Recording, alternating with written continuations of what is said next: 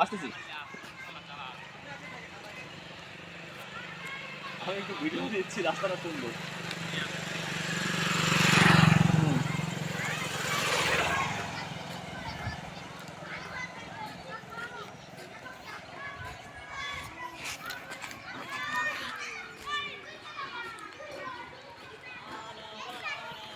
এত সুন্দর একটা স্কুল প্রত্যন্ত এলাকায়, ভালো তো।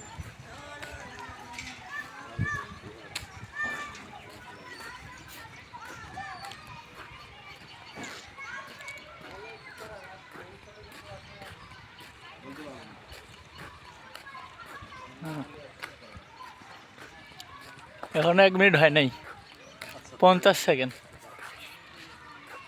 সামনে আসো, সামনে আসো, আমি একটু কথা বলবো ভাই।